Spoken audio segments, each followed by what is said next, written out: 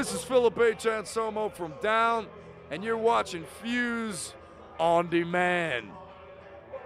Get it when you want it.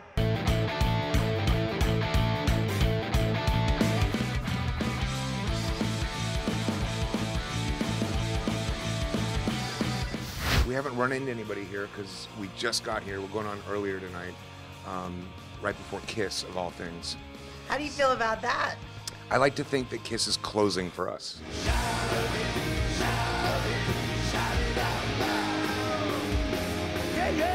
I was in the hotel lobby and I ran into Paul and Gene from Kiss. You know, I've known those guys for many years, but I went and saw Kiss in the 70s when I was like 11 years old. And saw Cheap Trick open for them. So it was like back then I was just kind of like dazzled by the whole production and the rock star thing and you know, bands like that of that caliber.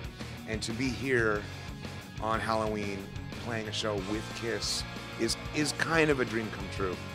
So you guys very rarely do U.S. festivals. Why did you guys decide to do Voodoo Fest?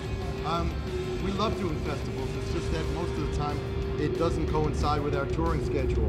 When we were putting this tour together, they asked us if we would do Voodoo Fest, and we slotted it in because, you know, New Orleans knows how to party better than anybody. Any excuse to party, you know. You can call Halloween, you know, the reason everybody's getting crazy tonight. Everybody gets crazy here all the time. We were thinking of going on stage dressed like regular people because it's Halloween, but we thought, nah. Yeah, y'all, it's the Nux. We're here on Fuse, right here at the Voodoo Fest, and in typical New Orleans fashion, it's raining. Go figure. It rained when we about to go on stage. Go figure. Right now? Right. This is our second Voodoo.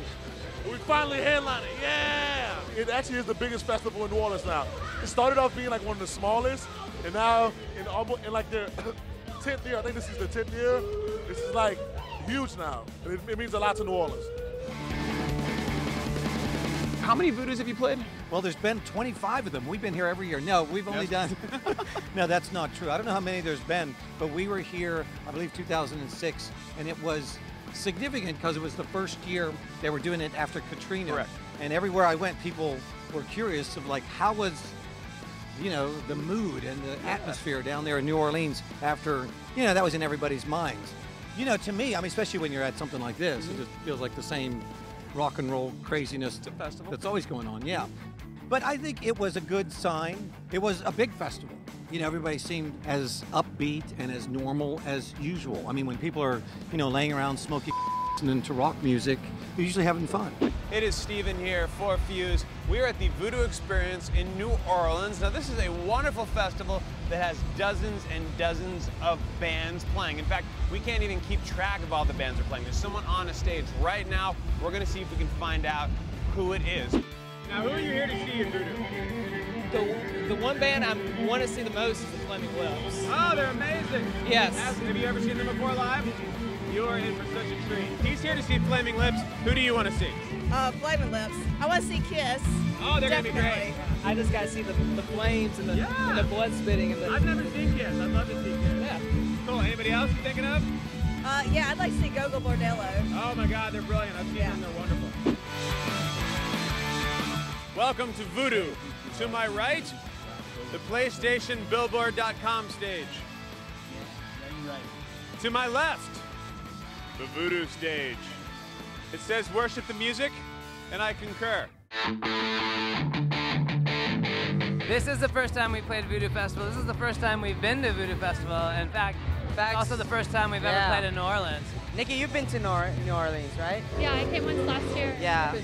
Yeah, I think we've been here personally, but never as a band, and it's like way more exciting than we thought, and we thought we were going to be pretty titillated. Well, it's in a beautifully amazing, ornate, spooky city.